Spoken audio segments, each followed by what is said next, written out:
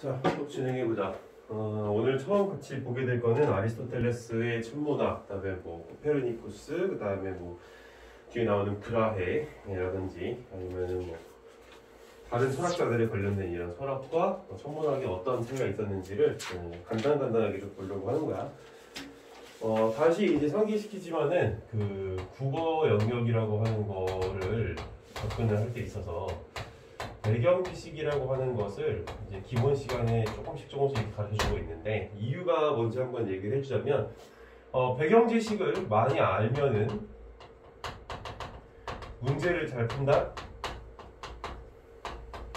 이런 보장은 없어. 이런 보장은 없다고. 근데 왜 하는 거야 이거? 여기 일단 읽어보면 알겠지만, 뭐 여기서 있는 학생 중에서 한 명은 나랑 이제 한 명 먼저 봤었겠지만, 신플라톤주의라고 하는 이런 식의 말이 등장을 해. 기억나는지 모르겠지만. 근데 신플라톤주의가 뭔지 알아 우리가? 모르지. 몰라. 그럼 지문에서 이거 신플라톤주의에 대해서 설명을 해주나? 살짝 설명을 해줘. 정말 살짝. 그냥 수적 질서를 신봉하는 뭐 이런 식으로 수식어적으로 설명을 해주긴 하는데, 사실 그 정도가 신플라톤주의에 대해서 설명을 해줬다 그러면 그건 오산이지. 그러니까 이게 거의 설명이 없다고 보면 돼. 이게 좀 웃겨. 그러니까 수능이라고 하는 시험 자체가, 출제 취지 자체가 우리가 고등학교 때 배웠던 교과 과목을 얼마나 이렇게 우리가 충실하게 이수를 했는지를 테스트하는 데 있다고 하는데, 정작 이런 거에 대해서 설명도 안 해주면서 이런 걸 테스트한다고 얘기를 하니까 어이가 없는 거지.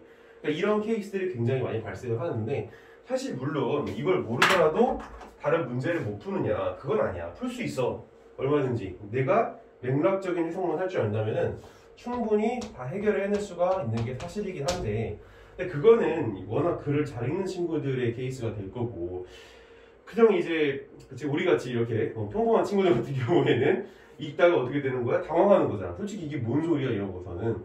그러니까 그렇기 때문에 이제 배경 지식이라고 하는 것을 조금씩 접근을 시켜 놓는 거야. 무슨 얘기냐면 실제 가서 이게 나온다? 그건 아니야.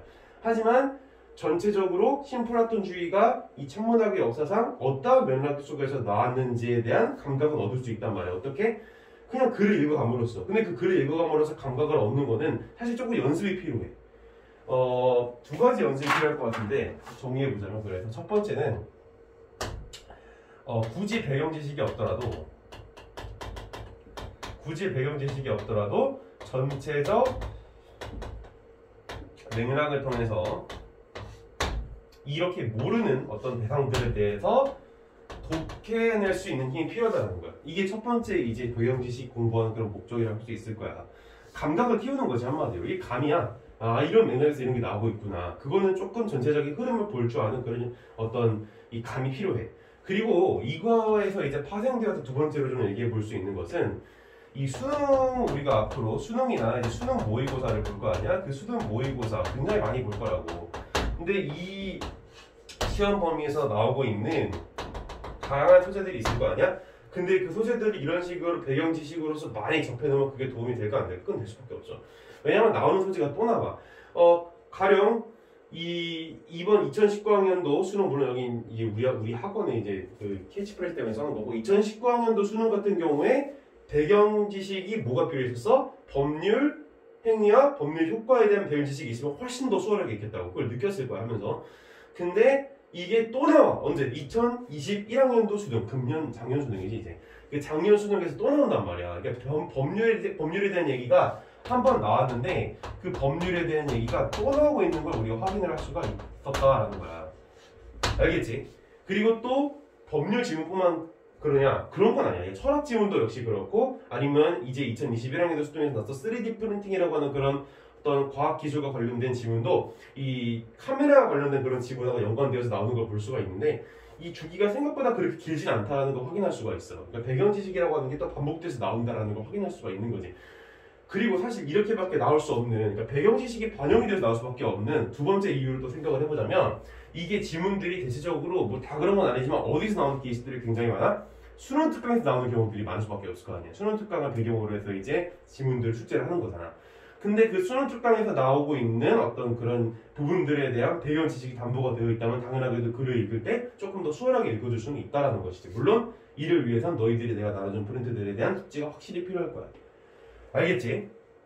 그런 측면들에 대한 이제 얘기를 할 수가 있고, 그 다음에 두 번째에 대한 얘기는 뭐냐면은, 방금 전에 두 번째는 이거에 대한 파생 얘기였어. 두 번째는 이제 또 뭐가 있냐면은, 우리가 비문학을 읽을 때, 비문학이라는 얘기를 요즘엔 잘 안 하지. 그러니까 독서 뭐 이런 식으로 얘기를 하는데, 어쨌든 이 비문학이라고 하는 것을 우리가 독해를 할 때 굉장히 중요시 여겨지는 덕목이 하나 있어. 그게 뭐냐면은, 이 덕목이 굉장히 중요시 여겨져. 빠르고 세밀하게. 세밀하게 하려면 우리가 느리잖아. 그치? 그리고 빠르게 하려면 세밀할 수가 없겠지.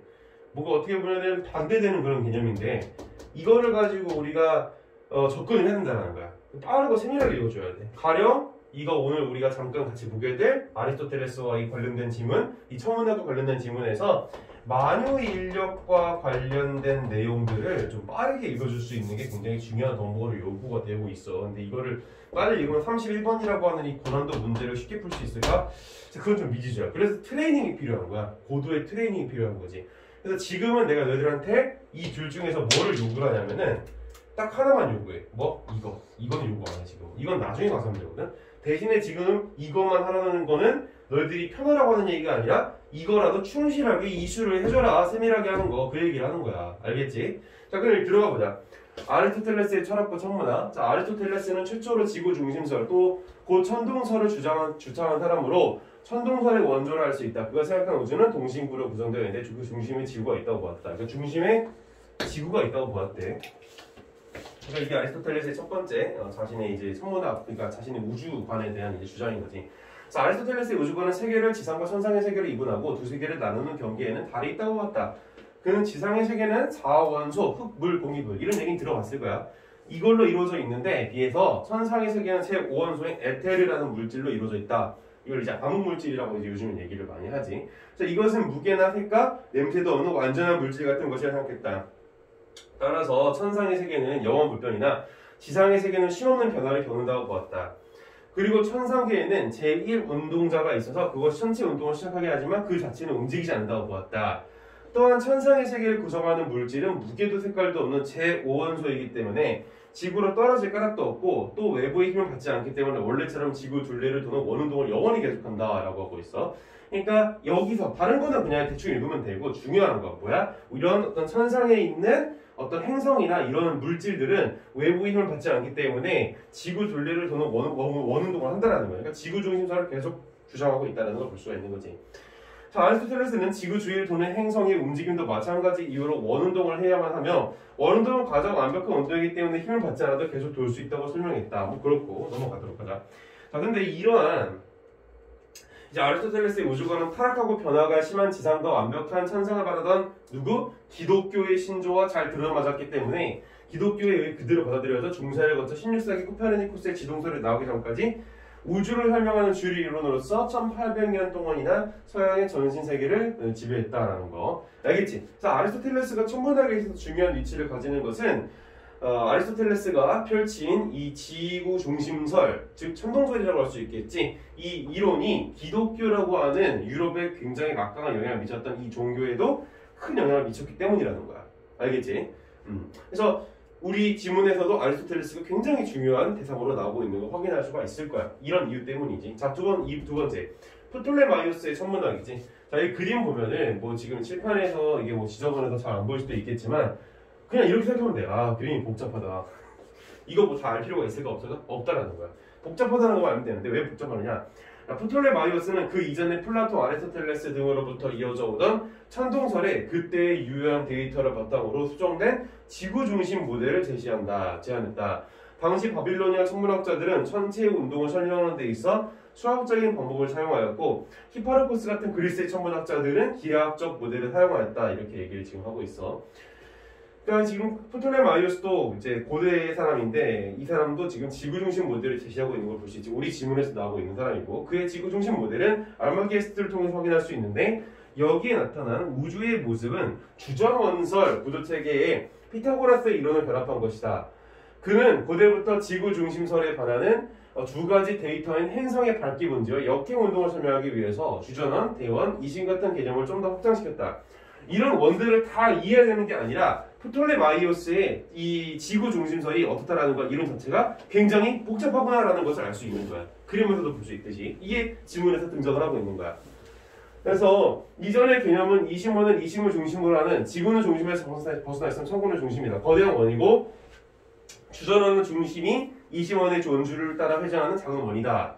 태양과 달 그리고 다른 행성들은 각각의 주전원의 원주를 따라 움직인다. 하지만 이 이론만으로는 모든 행성들의 관측된 현상을 완전히 설명할 수 없었기 때문에 이게 중요한 포인트지. 뭐야? 이 프톨레마이오스의 이론만으로는 행성들의 관측을 당연히 완전히 설명할 수가 없었겠지. 자기의 그냥 가설이니까. 프톨레마이오스는 여기에 동시심, 영업한의 개념을 더 도입했다. 그래서 그는 행성의 주전원의 중심이 동시심이라고 부르는 점을 중심으로 일정한 속도로 원운동을 하고 있다고 가정했다. 그래서 이게 뭐야? 행성이 동시심이라고 부르는 원을 중심으로 해서 주위를 돌고 있다. 그래서 지구 중심설을 그냥 주장하고 있다는 것을 그냥 그대로 보면 될 것 같아. 동시심은 가상점으로서 이 심원의 지름 위에 있으나 이 심을 기준으로 할 때는 지구의 반대쪽에 있는 점이다. 즉, 이 심은 지구와 동시심의 중간에 있게 된다. 이러한 과정에 의해 그는 관측된 많은 행성 운동을 더 잘 설명할 수 있었다. 자, 그래서 프톨레마이오스는 지구가 우주의 중심에 있으며 움직일 수 없다는 것을 증명하기 위한 많은 논증을 했다. 만약 지구가 몇몇 철학자들이 주장하는 것처럼 움직이고 있다면 그 결과로 특별한 현상이 관측되어야 된다. 그는 모든 물체가 우주의 중심으로 떨어지기 때문에 지구는 우주의 중심에 고정되어 있어야 하고 그렇지 않다면 낙하는 물체가 지구의 중심을 향해 떨어지는 것을 볼 수 없을 것이라 주장했다. 이걸 얘기하는 거지. 그러니까 지구가 이렇게 움직이고 있다면 내가 물건을 떨어뜨렸을 때 여기 그대로 떨어지는 게 아니라 지구가 이렇게 움직이고 있을 때는 여기 떨어져야 되는 거지. 그지? 그런 식으로 지금 얘기를 하고 있다라는 거야.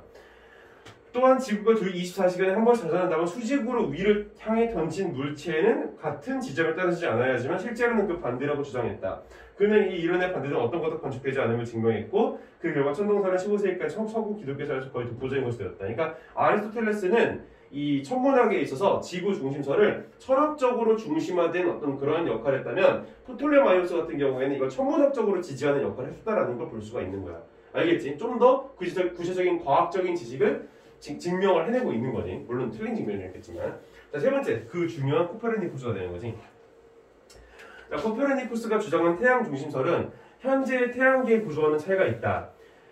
프톨레마이오스, 그러니까 이게 중요한 거야. 그러니까 이 중요하다기보다는 이게 조금 약간 좀 상기시켜 볼 만한 거야. 우리가 생각하기엔 코페르니쿠스가 주장한 우주론이 지금하고 똑같다고 생각할 수 있겠지만 그렇진 않아. 다만 이 사람이 뭘 주장한 거야? 태양 중심설을 내세운 사람이라는 거지. 자, 프톨레마이오스의 구조와 거의 비슷하대. 신기하게도. 단지 우주의 중심에 있던 지구와 달의 위치를 태양과 바꿨다라는 거지. 그래서 태양이 우주의 중심에 오게 향하였다는 거야. 오게 했다는 거지. 그래서 원형 궤도와 주전원, 이심 등의 기존의 지구 중심적 구조는 그대로 근데 사용을 했대. 그러니까 이 앞에 얘기했던 프톨레마이오스하고 별 차이가 없다라는 거야. 이러한 코페르니쿠스의 체계화된 태양계 구조를 코페르니쿠스 체계, 코페르니칸 시스템이라고 한다. 그래서 코페르니쿠스의 새로운 모델은 프톨레마이오스 모델이 가지고 있던 몇 가지 문제점들을 해소해주었다. 첫째, 행성들의 배열 순서와 그것들의 주기에 관한 문제를 해결해줬다. 프톨레마이오스는 지구 주위를 도는 행성들을 회전 주기가 짧은 순서대로 지구와 바꾸게 배치하였다. 하지만 그렇게 하면 태양, 금성, 수성의 회전 주기가 약 1년 정도로 비슷하기 때문에 그 셋의 순서를 결정하기 어렵다. 사실 이 문제는 공전의 중심 자체가 바뀌어서 생긴 문제이기 때문에 태양을 중심에 두는 코페르니쿠스의 모델에서 발견되지 않았다. 두 번째는 행성들의 역행 운동에 관련된 문제였다. 지구 중심설로서 이를 설명하려면 주전원과 등속 중심 등을 사용하여 매우 복잡했지만 코페르니쿠스의 체계에서는 우주 구조 자체로 설명할 수 있게 되었다. 하지만 코페르니쿠스의 변혁이 완벽한 것은 아니었다. 아리스토텔레스와 프톨레마이오스의 우주관의 전체 골격은 그대로 두고 세부만 바꾼 변혁이기 때문에 기본적으로 천구는 그대로 존재했고 행성과 지구는 여전히 이 천구들이 고정되어 돌도록 되어 있었다. 무엇보다도 원을 중시하는 경향을 그대로 고수했다. 코페르니쿠스는 천체의 가장 자연스러운 운동은 등속원 운동이라고 생각하여 그에 부합하지 않는 관측 데이터에 맞추기 위해서 주전한 이심 등을 그대로 도입하였다라는 건데 중요한 얘기는 다시 한번 여기 옆에다 정리해보자면 이제 아리스토텔레스 같은 경우에는 우리한테 이제 천문학에서 중요시 여기고 있는 것이 지구 중심설을 주장을 하고 있었던 거야. 그냥 막연하게 철학적인 주장을 하는 거지. 이거에 대해서 프톨레마이오스 같은 경우에는 원이라고 하는 개념을 사용을 해서 이 지구 중심설에 대한 천문학적인 즉 과학적인 어떤 그런 경험적 토대 지지를 만들었다라는 거야. 그 이후에 나오고 있는 코페르니쿠스 같은 경우에는 기존의 아리스토텔레스하고 프톨레마이오스하고 다르게 지구 중심설을 반박을 하고 이제 태양 중심설을 주장을 하는 거지. 근데 이거를 주장을 했지만 기존에 이 사람들이 얘기하고 있었던 원이라고 하는 개념을 이 사람이 그대로 차용하고 있다는 것이야. 자, 그다음 네 번째는 브라이지, 브라이. 자, 이 사람의 이제 이름은 티코고 브라이는 성인데 사실 티코 브라이 같은 경우에는 1587년과 1588년에 주거들로 만들어진 새로운 천문학 입문이라는 이 책을 펴냈는데 이 책에서는 그의 우주 모델인 코페르니쿠스의 체계와 프톨레마이오스 체계의 타협을 시도한 절충설이 제시되어 있다. 그는 지구가 중심이 아니고 태양이 중심이라는 것을 매우 비판하였다. 이게 우리 지원에도 등장하는 내용이야. 보면 알겠지만. 그래서 그는 지구가 움직인다는 주장을 물리적 어리석음이라 폄하했다. 만약 지구가 움직인다면 탑에서 떨어진 공이 예정했던 곳에 떨어지는 것이 아니라 예정했던 곳에 떨어지는 것이 아니라 다른 곳에 떨어져야 한다고 생각했기 때문이라는 거. 아까 얘기했던 거 기억나? 지구가 이렇게 돌기 때문에 여기 떨어뜨리면 좀 더 멀리 떨어진다는 거야. 하지만 그는 그 당시의 기술로는 하늘이 도는 것이 아니라 지구가 돌고 있다는 것을 증명해 줄 수 있는 정확한 과학적 근거를 보여주지 못했다. 자, 그래서 또한 그는 코페르니쿠스의 지구 자정 운동도 터무니없는 주장이라고 생각했다. 왜냐하면 만약 지구가 자전한다면 서쪽으로 발사한 포탄이 동쪽으로 발사한 포탄보다 멀리 가야 하는데 이 역시 그 당시의 기술은 너무 지구의 크기에 비례해 작은 거리 차이이기 때문에 티코는 그 사실을 알아채지 못하였대. 그리고 그는 지구는 너무 무겁기 때문에 절대로 도울 수 없다고 주장하였다. 그 당시에는 우주는 에테르와 퀸테센스라고 하는 가볍고도 바뀌지 않으면서 항상 원운동을 하고 있는 물질들로 이루어져 있지만 지구는 그와는 정반대로 무겁고 정지되어 있는 물질로 이루어져 있다고 생각하였다. 이러한 과학적 사고의 항해는 코페르니쿠스와 티코의 생각을 한정지어버렸다. 그러니까 지금 코페르니쿠스 이후로 이 아리스토텔레스와 프톨레마이오스가 가지고 있었던 한계가 발전하고 있는 게 조금 보였어. 근데 이 브라이가 다시금 코페르니쿠스를 지적을 하는 거지. 네가 말하는 태양 중심선 그리고 지구가 움직인다라는 거 그거 잘못된 거야 라고 반박을 하는 거야. 그러니까 여기서 이제 우리가 뭘 느낄 수 있는 거야? 브라에서 천문학의 발전이 조금 늦어졌다라는 것을 느낄 수가 있겠지. 브라에는 어떻게 보면 나쁜 놈이지 그렇게 보면 꼭 그렇게 볼 수는 없겠지만. 자, 그 다음에 나오는 게 뭐야? 신플라톤주의. 우리 이 수능 본문에서 그냥 진짜 설명도 안 하는 내용이지. 진짜 신플라톤주의, 네오플라토니즘이라고 되는 거. 이거는 3세기 이후 플로티노스의 엔네아데스, 이름도 어렵지. 이거를 기초로 전개해 오는 사상 체계로서 플라톤, 아리스토텔레스, 스토아파 등 고대 여러 학파의 사상을 종합하기 위해 성립한 것이라고 볼 수 있다. 기본적으로는 이데아계 현상계라고 하는 플라톤적 양본론을 계승하고 있으며 특히 이 전자를 세분화하여 전 존재를 계층적으로 파악하려고 하는 것이 특색이다 라고 하고 있지. 그러나 이데아계와 현상계가 이게 중요한 게 뭔지 한번 보자면 이데아계와 현상계가 독립적으로 나눠져 있다는 이원론적 세계관은 많이 희석된 상태로 존재하며 엔네아데스의 규정성에 따라 1차 이게 중요한 특성이야. 뭐냐면 수적 질서에 의한 단순함이야. 쉽게 말해서 이 신플라톤주의는 수적인 질서로서 모든 것을 설명을 하고 그러면서 단순함을 추구한다는 거야. 알겠지? 그게 중요한 부분이야. 그래서 이러한 세계관을 강조한다는 점에서 이전의 플라톤주의와 구별된다.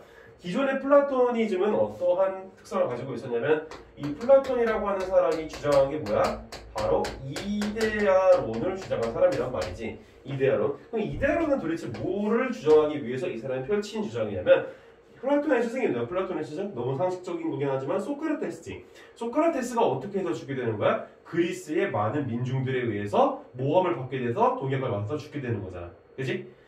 근데 그거를 플라톤은 어떻게 생각하는 거야? 아, 민주주의가 정말 중후정치구나. 중후정치가 뭐냐면 무지한 대중들에 의해서 선동이 되는 정치를 중후정치라고 그러는 거야. 무슨 말인지 알아? 예를 들어서 막 이익 집단들, 예를 들어 뭐 우리나라에 이번에 뭐 굉장히 많은 문제가 있었잖아. 여러 가지 문제들이 많았지만은 뭐 어떤 이익 집단이 나서가지고 야, 우리의 이익을 관철시키자라고 막 이렇게 주장을 하는 거야. 근데 걔네들의 힘이 막강해. 그래서 그 사람들의 의지대로 정치가 흘러가. 그럼 정치가 올바른 길로 갈 수가 있어? 없어? 없단 말이야. 왜? 하나의 이익 집단의 의견만 정치에 반영이 되기 때문이지. 그러한 정치를 뭐라고 부르는 거야? 중후정치라고 부르는 거야. 근데 플라톤은 이걸 어떻게 보는 거야? 굉장히 혐오하는 거야. 그래서 플라톤은 이러한 이유 때문에 어떠한 주장을 펼치게 되냐면 철학자만이 정치를 해야 된다. 그래서 이거를 철인치자라고 불러. 좀 어려운 말로. 실제로 비문학에서 가끔 등장하는 말이기도 해. 철인 치자론이 등장을 해. 왜? 철학을 하는 사람이 정치를 하는 사람이 되는 거야. 무슨 말인지 알겠어? 그래서 이러한 이론을 펼치는 거야. 이데아는. 왜? 이데아가 뭔데? 이데아가 영어로는 아이디어야. 아이디어. 뭔가 굉장히 이상적인 걸 얘기하는 거야. 그래서 여기다 L만 붙이면 뭐가 되는 거야? 이상적인 게 되는 거지. 그래서 여기다가 이승을 붙이면 되는 이상주의가 되는 거야. 그게 다 이데아론에 입각해 있는 것들이거든. 그래서 이런 이상주의적인 그런 입장을 펼침으로써 일반 대중 평민들, 이러한 고차원적인 생각을 할 수 없는 평민들은 정치를 해서는 안 된다. 이런 주장을 펼치는 게 바로 플라토니즘이란 말이야. 근데 그 이후에 신플라톤주의는 이거랑 완전 방향이 달라. 이거는 정말 무지몽매한 걸 비판하기 위해서 등장한 거고, 이제 일자에 의한 일원론적 세계관, 이거는 뭐인 거야? 얘랑 완전 반대라고. 이데아는 뭐와 뭘 나누는 거야? 지상계와 천상계를 나누는 게 이데아론이었다면 그딴 거 없다 이거야. 그러니까 정면으로 비판하는 게 바로 신플라톤주의였다는 거지. 알겠지? 꼭 그걸 기억해야 돼. 자, 그래서 넘어가서 마지막에 이제 케플러와 갈릴레오 갈릴레이 그리고 뉴턴에 대한 얘기야. 이제 천문학의 이제 그 서양 천문학의 완성을 이뤄내는 사람들이었지. 그리고 케플러라고 하는 사람은 워낙 이 사람의 업적이 컸기 때문에 이 사람을 기리기 위해서 많은 어떤 그 천문학적인 도구들이 이 사람의 이름을 딴 것들이 많았지. 자, 넘어가서 요하네스 케플러는 덴마크의 천문학자 티코 브라헤의 정확한 천문 관측 데이터를 바탕으로, 그러니까 브라헤가 이 태양 중심설을 비판을 했기 때문에 천문학 발전에 있어서 뭐가 속도를 더디게 된 건 사실인데, 근데 어쨌든 이 사람도 수적 질서를 신봉하는 사람이었기 때문에 이제 뭐라고 얘기할 수가 있는 거야? 어떤 그 증거 또는 증명하는 데 있어서 정확한 어떤 관측지를 제시한 사람이기도 해. 그래서 남아있는 거지, 이름이. 만약에 이 사람이 기존의 기독교인들하고 똑같은 얘기만 했었다면은 천문학의 역사에 남아있을 수는 없었겠지. 그래서 어쨌든 이 사람의 정확한 천문 관측 데이터를 바탕으로 행성의 운동에 타원 궤도를 도입하여 1609년 신천문학의 행성의 운동 속도에 대한 두 가지 법칙을 발표했대. 그래서 케플러의 제1법칙은 행성은 태양을 초점으로 하는 타원을 따라 돈다. 이제부터가 좀 달라지지. 그냥 원이 아니라고 타원이라고. 제2법칙은 태양에서 행성까지 연결한 선은 동일한 시간에 동일한 면적을 쓸고 지나간다는 것이다. 또한 10년 뒤 1619년에 세계의 조화에서 행성의 주기의 제곱에 대한 행성 궤도의 평균 반지름 회제곱의 비율은 태양계대의 모든 행성들에 대해 일정하다. 그러니까 정확한 수치를 제공하고 있다. 이 정도만 보면 될 것 같아. 너희들이 이제 천문하고 정보할 게 아니잖아. 그래서 제3법칙을 발표했다. 케플러의 세 법칙으로부터 천체는 등속 원운동을 해야 한다는 굴레에서 벗어났으며, 기존에 계속 이걸 주장하잖아. 아까 앞에서 보면 알겠지만 등속 원운동, 같은 속도로 원으로 돈다. 그래서 주장한 이심 등이 필요하지 않게 되었다라는 거야. 이런 원운동을 주장할 필요가 없으니까. 이로써 우주의 구조는 기하학적 도형과 간단한 속도 법칙에 의해 행성의 운동이 거의 완전히 기술할 수 있게 된 것이다. 이후 망원경을 구하는 갈릴레오 갈릴레이, 유명한 사람이지. 그래도 지구는 돈다 의 관찰로부터 코페르니쿠스 체계를 뒷받침하는 증거들이 발견되었다. 그러니까 망원경을 통해 하늘에는 무수히 많은 별이 있다는 것, 별들의 크기가 육안으로 보았을 때보다 훨씬 작다는 것을 발견하였다. 이것은 별들의 거리가 시차가 관측되지 않을 만큼 멀리 떨어져 있다는 것을 의미한다. 또한 망원경을 통해 본 달의 표면이 지구의 표면과 비슷하고 태양에서도 움직이는 불규칙한 훅점이 있다는 것을 관찰하면서 완전한 것으로 여겨졌던 천상계가 불완전한 지상계와 다르지 않다는 것을 알게 되었다. 자, 이게 중요한 거지.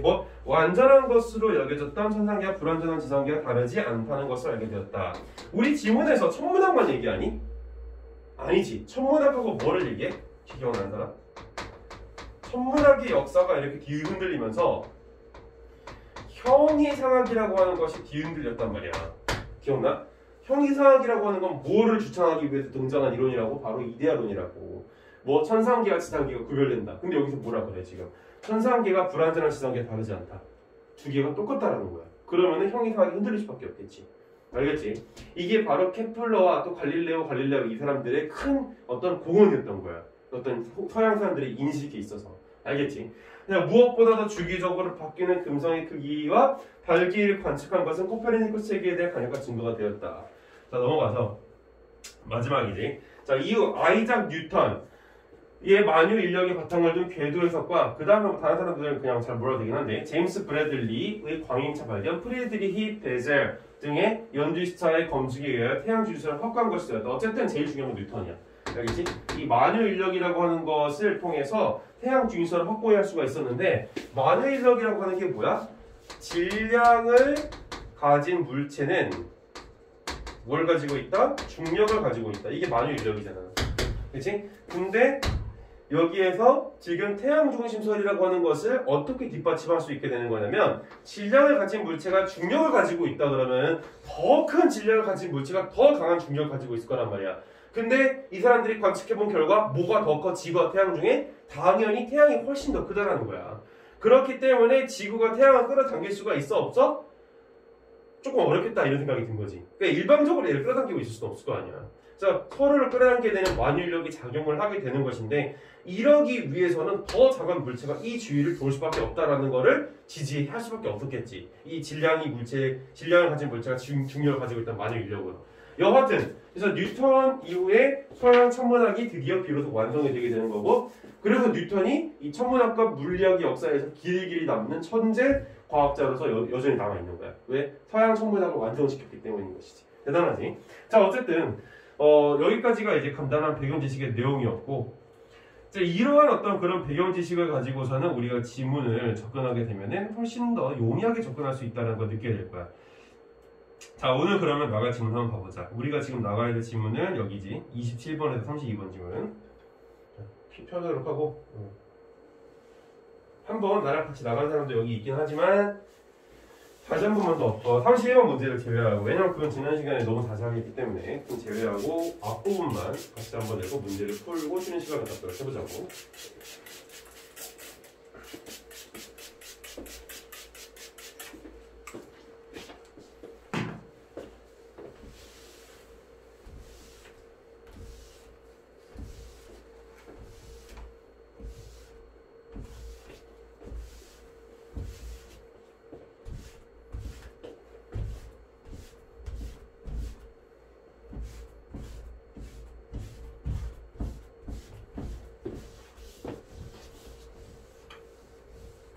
보면 알겠지만 이 천문학과 철학이라고 하는 그 부분이 밀접하게 와닿아 있는 밀접하게 연관되어 있는 부분이 상당히 많다라는 걸 볼 수가 있어.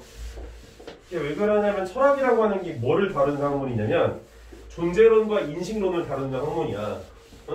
그러니까 우리가 어떻게 사물을 보는가가 인식론인 것이고 우리는 어떻게 존재하는가가 존재론이야. 근데 그 중에서 바로 인식론이라고 하는 거 있지? 세상을 바라보는 관점, 그 우주를 바라보는 관점에 의해서 영향을 받는다고. 그러니까 천문학과 철학은 밀접하게 연관되어 있을 수밖에 없다라는 거야. 알겠어? 굉장히 중요한 배경 지식들을 얘기해 줬어. 그 다음에 넘어가서 16세기 여기서부터 16세기 전반은 그러니까 1500년대야. 이때 서양에서 태양 중심설을 지구 중심설의 대안으로 제시하며 시작된 천문학 분야의 개혁은 사실 이건 정확한 표현은 아니지. 왜냐하면 태양 중심설이라고 하는 것은 아까 봐서 알겠지만은 이제 코페르니쿠스 막 이때도 주장이 됐고 그 이전에도 사실 있었어 있기는. 그건 너무 자세하니까 안 하는 거지. 그래서 제시하면 시작된 천문학 분야의 개혁은 경험주의 확산과 자 여기 경험주의 확산이라는 얘기가 나오는데 일단 이런 말들이 너희들이 와닿지 않는다라는 거야. 사실 경험주의라는 말 이공계생들의 입장에서는 솔직히 와닿지 않는 게 너무 많아. 이 경험주의라고 하는 것은 뭐하고 이제 대척점에 있는 그 인식이냐면 바로 이성주의하고 대척점에 있는 거야. 이런 말 들어본 적 있어? 합리주의? 들어봤지? 합리주의. 합리주의 대척점에 있는 말이라고 볼 수가 있어. 그러니까 합리주의라고 하는 것은 그럼 뭐냐? 이성주의하고 똑같은 거야? 그건 아니야. 합리주의라고 하는 것은 이성주의, 우리의 reason이잖아. 사고방식. 이것을 해내기 위한 도구적 인식일 뿐이야. 알겠지? 두 개는 똑같은 거라고 보기는 어려워. 이건 도구적인 입장이 있을 뿐이야. 근데 어쨌든 간에 여기 이성주의, 합리주의 이제 대표적인 철학자가 누가 있냐면 그 유명한 데카르트지.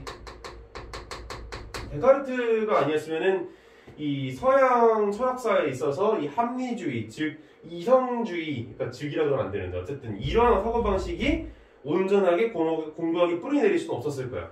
이 사람이 이제 주장한 말이 있지. 혹시 아는 사람? 굉장히 유명한 말인데 바로 이거지. 코기토 에르고 숨.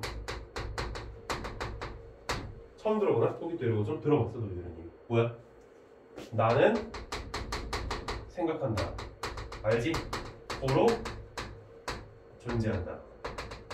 들어봤지? 워낙 유명한 말이잖아.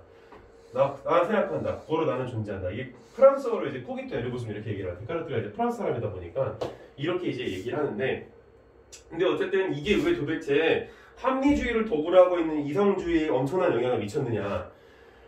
봐봐.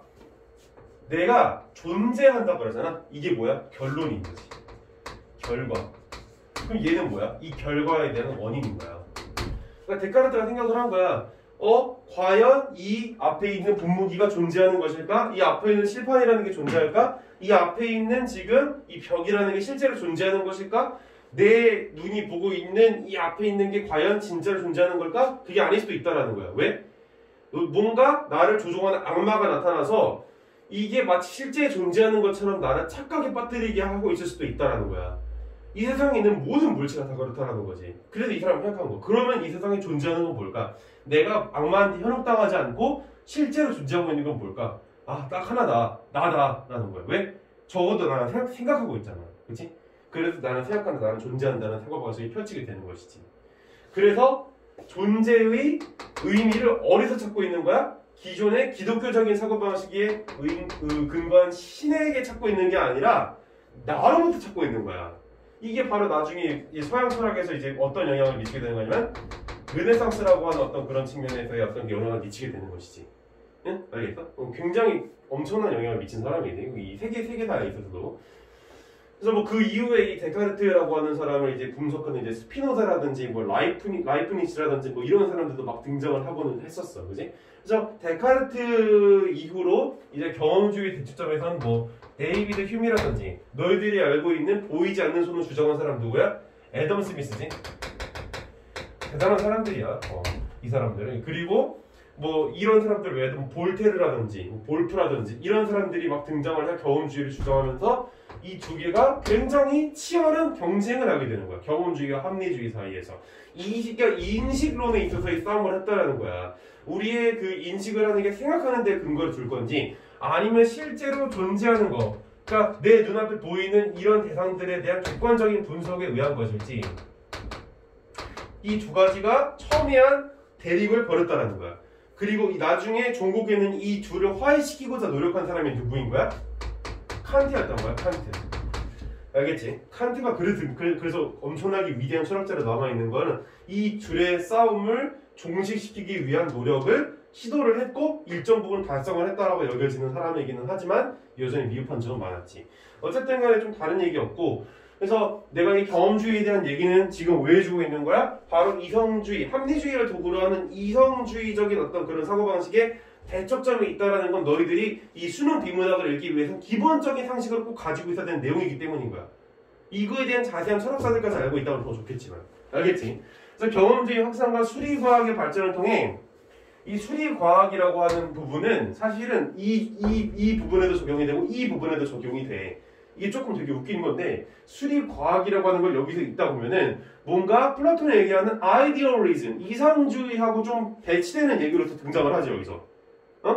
사실은 꼭 그렇지도 않아. 이게 되게 어려운 내용인데 이 수리과학이라고 하는 거 있잖아. 이 라이프니츠라든지 데카르트가 뭘 개발한 사람인 줄 알아? 데카르트?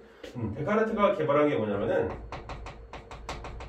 기하학을 개발한 사람이야. 기하학. 그치? 기하학이 뭐야? 이제 그 좌표 있지, 좌표 그리는 거. 이 사람도 수학자야, 데카르트가. 놀랍게도. 그래서 우리가 알고 있는 좌표표면이라고 하는 것을 이 사람이 만들어냈어. 자기가 누워있는 방에서 이 천장에 돌아다니는 그 똥파리를 통해서 개발을 해낸 거야. 실제로 그랬어.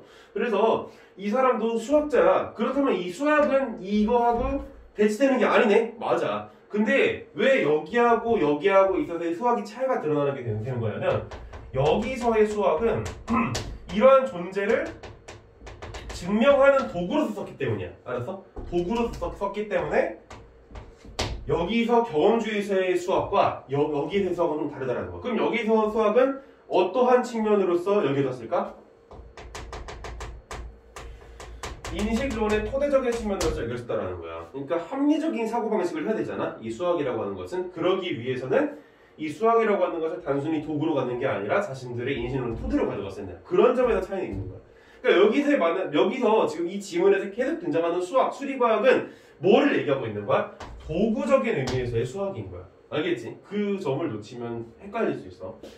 그래서 이걸 통해서 형이상학을 뒤바꾸는 변형으로 이어졌대. 그러니까 형이상학, 뭐? 이 새끼들 얘기하는 거, 형이상학. 그지? 이 병신 같은 놈들 얘기하는 거, 이거를 이제 뒤바꾸는 역할을 이제 하고 있다라는 거지. 이해되지? 자, 그래서, 이게 그냥 쉽게 읽혀질 수 있는 텍스트인데 어렵게 느끼는 애들이 굉장히 많아. 서양의 우주론이 전파되자 중국에서는 중국과 서양의 우주론을 회통하려는 시도가 전개되었고 이 과정에서 자신의 지적 묘사에 대한 관심이 제고되었다. 내가 오늘 정리해준 프린트 있지?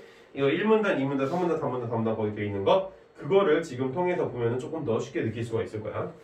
받았니 이거? 자, 아무튼 넘어가서 두 번째 문단. 여기 아직 안 끝냈구나. 회통하려는 시도. 그러니까 중국을 근거로 해서 서양을 포괄하려고 하는 그런 시도가 전개되었고 이 과정에서 자신의 지적 유산에 대한 관심이 제고되었다. 제고가 지금 제고가 남아있어. 뭐 그런 거 그게 아니라 다시 고려하게 됐다 이거지. 자, 두 번째 단락. 복잡한 문제를 단순하게 푸는 수학적 전통을 이어받은 코페르니쿠스는 오늘 아까 배운 지식에서 많이 본 거지, 그지? 이론론적, 신플라톤주의적인 그런 입장인 거야. 그런 거를 도대체 여기 우리 수능지문에서 막 얘기를 해놓고서는 넌 배운 지식 설명도 안 하고 넌 너무하지 진짜.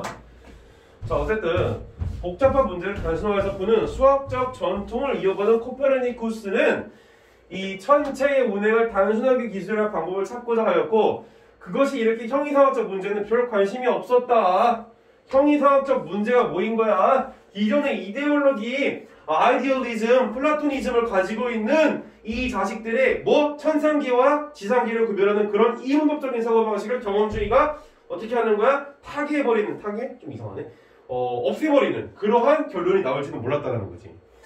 그래서 고대 아리스토텔레스와 프톨레마이오스는 확 읽히지. 그래서 우주의 중심을 고정되어 움직이지 않는 지구 중심설이지. 이거를 이 주위를 지구 주위를 달, 태양, 다른 행성들의 천구들과 항성들이 붙어있는 항성 천구가 회전한다는 지구 중심설을 내세웠다. 이거 뭐 너무 뻔한 얘기야. 오케이 나 너무 잘 알아. 왜 난 이미 알고 있잖아, 그지? 그래서 그와 달리 이런 표지가 사실 되게 읽을 때 중요하지. 만약 너희들이 배운 지식이 없다 그러면. 자, 그와 달리 코페르니쿠스는 태양을 우주의 중심에 고정하고 그 주위를 지구를 비롯한 행성들이 공전하며 지구가 자전하는 우주 모양을 만들었다. 뭐라고? 자, 태양 중심설. 그래서 지구가 어떻게 하고 있는 거야? 공전하고 있다는 거야. 또 뭐 하고 있어? 지구가 자전하고 있다는 거야. 지구는 이렇게도 움직이고 이렇게 타원형으로 움직이고 또 그 타원형이라고 하면 안 되겠지만 어쨌든 이런 원이든 타원형이건 이 지구가 이렇게 움직이고 있고 그 지구 자체가 또 이렇게 돌고 있다는 거지.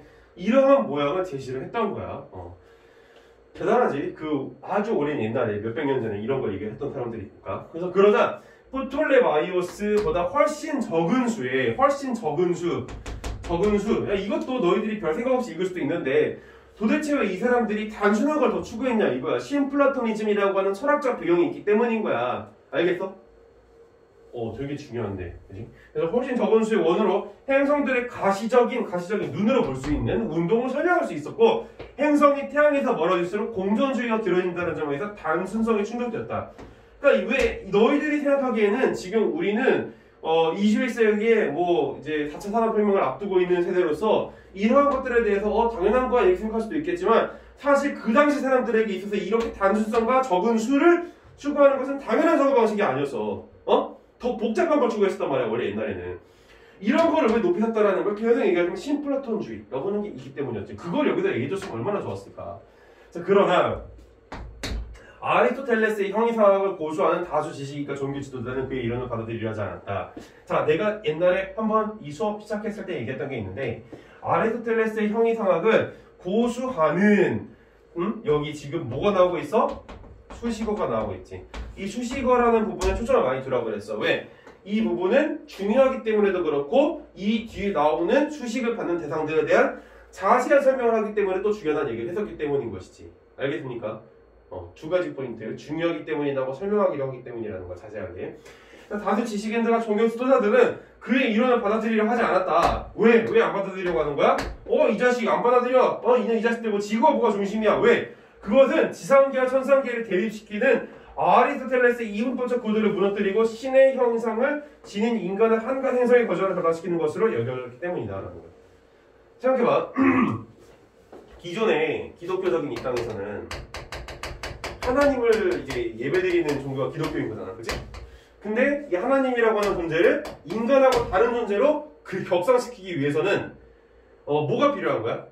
바로 이 천문학에 있어서 지상계와 천상계를 구별을 시켜줘야 돼? 안 시켜줘야 돼? 당연히 시켜줘야 되겠지.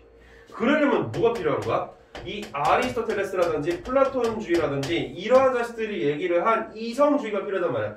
그 이성주의가 뭐를 해내기 때문이야? 바로 이러한 이분법적 구도를 중요시 여기기 때문이라는 거야. 알겠어? 그렇게 되면은 천상계가 지상계하고 다르게 되는 거고, 천상계가 굉장히 고차원적이게 되는 거고, 아리스토텔레스 심지어 천상계에 있는 놈을 에테르라고 하는 물질로서 규정을 지었기 때문에 반드시 하나님에 대한 권위를 높이는 도구로서 쓰일 수가 있단 말이야. 그렇기 때문에 이걸 주장할 수밖에 없었다는 거야. 이해돼? 이러한 철학사적인 흐름이 여기 있다는 거야. 굉장히 이건 서양 세계에서 엄청나게 중대한 흐름이었어. 나중에 이런 거를 느끼기 위해서 어디 가보기 추천하냐면 이 로마에 가면은 이탈리아 로마에 가면 바티칸이라고 하는 곳이 있어. 거기 가면 이걸 피부로 느낄 수가 있어. 이게 얼마나 중요하게 여겨졌는지를. 근데 어쨌든 간에 이런 아리스토텔레스적인 그런 사고방식, 근데 약간 이거는 기독교에서 이런 천문학에서 이런 거 두 개를 구별하는 거를 지지를 했던 건 고대가 아니라 중세시대 유럽에서 그랬다라는 거고, 실제 요즘에 기독교에서는 좀 이런 사고방식이 없지. 당연히 지금은 이런 게 없어.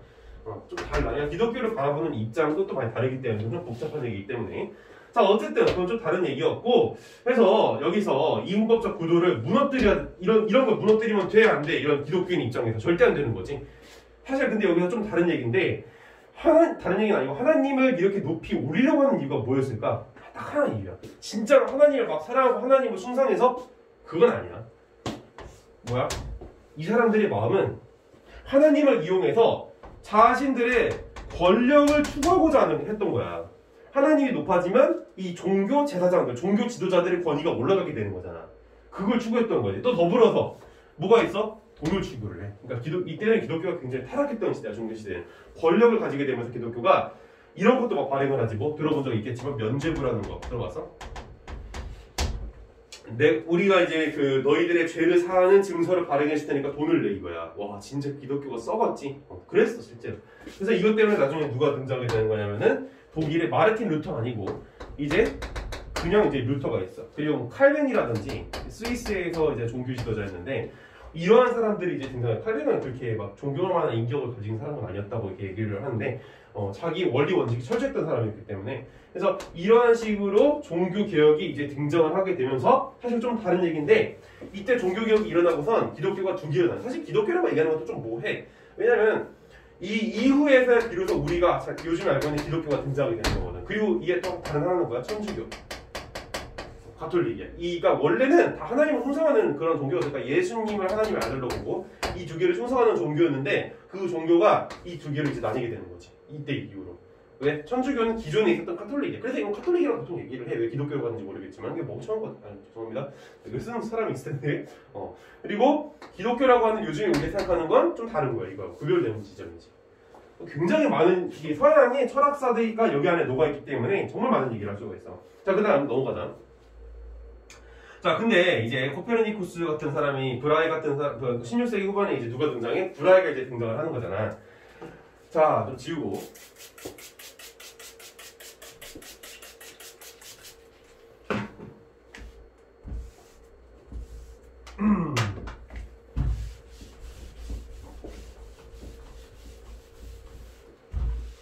자, 16세기 후반에 브라이는 코페르니쿠스의 천문학의 장점을 인정하고,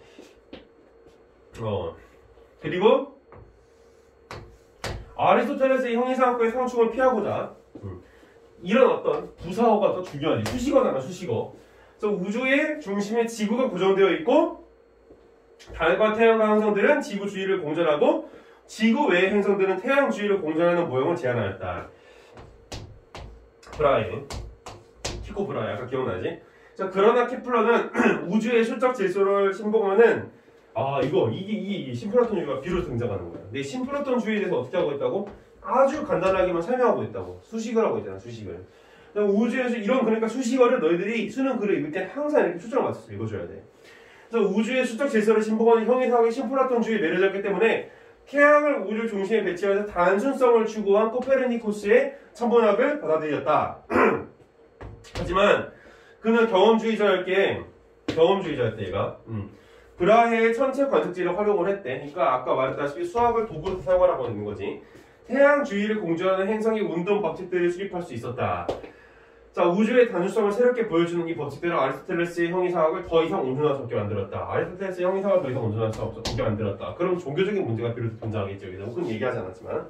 자, 그리고 이러한 식으로 케플러하고 코페르니쿠스 같은 그런 사람들의 지구 중심설이 아닌 태양 중심설을 주장하는 것을 누가 이제 마지막으로 완성시켜? 뉴턴이 나서 완성을 시키는 거지. 여기까지 읽고 문제를 풀 건데, 자, 여기 뒤에는 뭐 그러니까 끝까지 다 읽긴 해야지. 운명 방해지 이 부분도 봐야 되니까. 지우고 일단.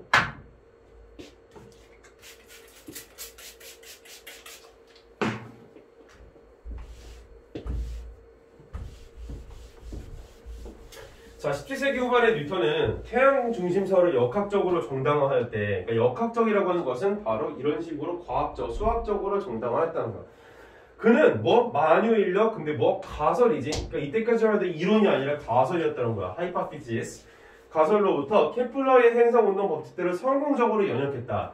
가설을 세우고 진짜 그걸 입증을 했다는 거지. 이때 가정된 만유인력은, 자, 여기서부터가 중요해. 여기 내가 지금 여기다 다 정리해놓긴 했어. 지금 4문단 읽고 있는 거야.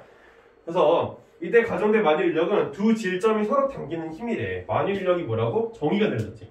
는 이런 거 다 정의지. 그래서 만유인력은 두 질점이 서로 당기는 힘으로 그 크기는 두 질점의 질량의 곱에 비례하고 거리의 증을 반비례한다 해서 여기서 중력상수라고 하는 개념이 등장을 하고 뉴턴의 중력